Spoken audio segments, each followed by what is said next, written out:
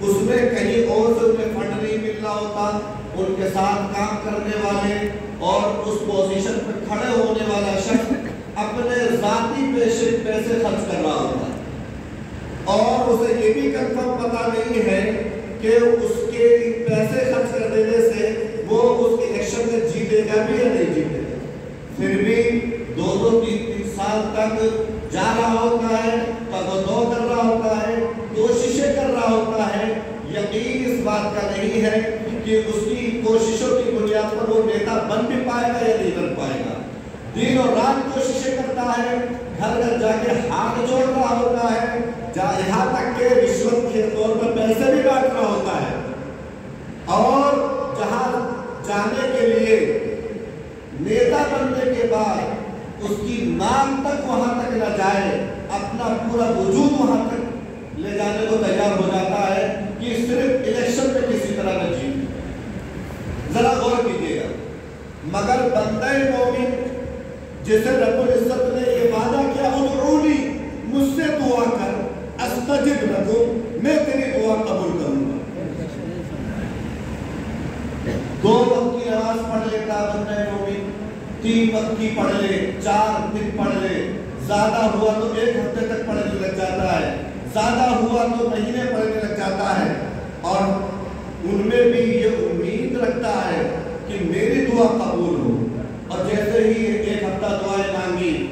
10 دن دعائیں مانگی، 15 دن دعائیں مانگی، اور دعا کے قبول ہونے کے آثار اسے نظر نہیں آتے، تو زبان سے شکوہ نکالنے لگتا ہے، جی میں تو نمازیں پڑھا کرتا ہوں، میں تو وقت پہ زکوٰۃ ادا کیا کرتا ہوں، میں نے تو حج بھی کر لیا ہے، میں تو لوگوں سے مسکرا کر ملا کرتا ہوں، نہ جانے کیوں میرے اوپر اتنی مصیبتیں آ رہی ہیں، نہ جانے کیوں میری دعائیں قبول نہیں ہو رہی ہیں۔ ایک طرف وہ دنیاوی لیڈر ہے، 3 سال تک اپنے پیسوں سے تک وہ توڑ کوششیں کر رہا ہے، مگر زبان سے شکوہ نہیں نکالتا، سب کے سامنے مسکرا کر مل رہا ہوتا ہے، اور ایک طرف یہ رب العزت کی بارگاہ میں آنے والا بندہ ہے کہ 4 وقت کی نماز پڑھتا ہے، اس میں بھی یہ سوچ رہا ہوتا ہے کہ جو دعائیں میں نے مانگی ہے وہ جلد از جلد قبول ہو جائے،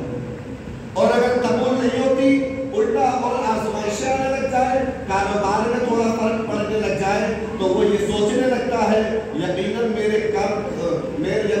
کم وقت دینے کی وجہ سے یہ خسارہ ہوا ہے، یقیناً ادھر توجہ کم ہو گئی ہے تو یہ نقصان ہوا ہے، اور جب کہ بار وہ عبادت سے پیچھا چھڑا لے، اور گھروں میں نہ جانے کوئی پریشانی آ جائے، بچے کا انتقال ہو جائے، ماں باپ کا کسی کا انتقال ہو جائے، یا پھر کوئی چھوڑ کر چلا جائے، میاں بیوی کے ریلیشن ختم پڑ جائے، یکسر ہم نمازوں سے دور ہو رہے ہوتے ہیں، عبادت و تلاوت سے دور ہوتے ہیں، امام صاحب نے خیر کے لیے تھی، میاں آپ تو نمازوں میں آ رہے ہوتے ہیں، آپ کا کیا مانگ رہا ہے نماز میں نہیں آئے، تو کہہ رہے ہوتے ہیں امام صاحب کیا بتاؤں، گھر والی سے بڑی مشکلات سے پیچھا چھوڑا ہے، بڑی لڑائیاں ہوا کرتی تھی، والدہ کا انتقال ہو گیا تھا اس وجہ سے نہیں آ پایا، بچے کا انتقال ہو گیا تھا طبیعت خراب تھی اس وجہ سے نہیں آ پایا۔ ان چھوٹی چھوٹی چیزوں کی بنیاد پر ہم رب العزت کی بارگاہ میں اپنا سر جھکانے سے پیچھے ہٹ گئے۔ میں آپ کے سامنے رسول اللہ کی تعریفیں تو آپ نے بڑی سنی ہوں گی،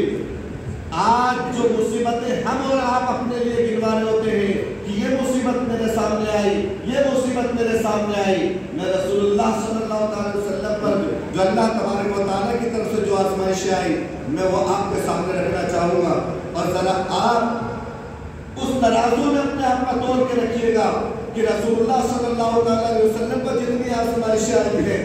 کیا ان کا 1% بھی ان کی اس طرح کی آزمائش ہم پر آئی ہے یا نہیں؟ ذرا غور کیجیے گا، ہم میں سے کتنے ایسے ہیں جن کی پیدائش سے پہلے ان کے والد کا انتقال ہو گیا؟ میرے رسول صلی اللہ علیہ وسلم ابھی ماں کے پیٹ میں ہے اور حضرت عبداللہ کا انتقال ہو گیا۔ میرے رسول صلی اللہ علیہ وسلم زندگی آنکھیں کھولی، دنیا میں باپ کا سایہ سر پر نہیں ہے۔ ہم میں سے کتنے ایسے ہیں 95% تو کم از کم ایسے ہوں گے کہ آنکھیں کھولیے تو باپ کے گود میں آنکھیں کھولیے۔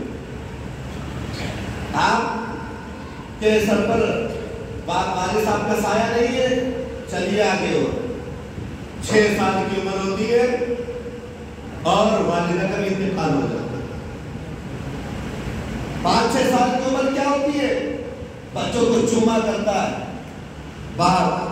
ماں بچوں کو چوما کرتی ہے، لاڈ پیار کیا کرتی ہے، اس کے کپڑے اتار رہی ہوتی ہے، اس کو نہلا دھلا رہی ہوتی ہے۔ میرے رسول صلی اللہ علیہ وسلم دنیا میں تشریف لا رہے ہیں، والد صاحب کا سایہ سر پہ نہیں ہے، کچھ ہی بچپن کے ایام گزرتے ہیں، والدہ کا سایہ سر سے گزر گیا، اور والدہ کا سایہ ایسا نہیں ہے، سفر میں ہے تو سفر میں، اور وہیں دفنا دیا گیا۔ مدینہ شریف سے بہت دور ہے والدہ کا مزار۔ یہ میں آپ اور ہماری بات نہیں کر رہے، یہ دنیا کے سب سے افضل آدمی کی بات کر رہا ہوں میں، جس افضل آدمی کے سلسلے میں فتاوی شامی میں یہ لکھا ہے کہ رب العزت کا جو عرش اعظم ہے نا، رسول اللہ صلی اللہ علیہ وسلم سے ملی ہوئی مٹی بھی اس سے افضل ہے۔ اس مٹی سے ملے ہوئے جسم کا کی حالت کیا ہو، اس رسول کریم صلی اللہ علیہ وسلم کی بات کر رہا ہوں میں، جن کے دربار پر 70,000 فرشتے صبح اور 70,000 فرشتے شام کو آ کر صلاۃ و سلام پیش کرتے ہیں۔ اس رسول اللہ پر کیسی کیسی آزمائشیں آئی ہیں، ذرا غور کرنا۔ اور جو ہم پر مصیبتیں آتی ہیں، اس بنیاد پر ہم جو اللہ رب العزت کی بارگاہ میں سجدہ کرنے سے اپنے آپ کو روک لیتے ہیں، زبان پر شکوہ کے الفاظ لاتے ہیں کہ مجھے تو کچھ عطا ہی نہیں دیا گیا، مجھ پر تو پریشانیوں کے انبار آ جاتے ہیں، میں تو پریشان رہا کرتا ہوں، حضرت مجھے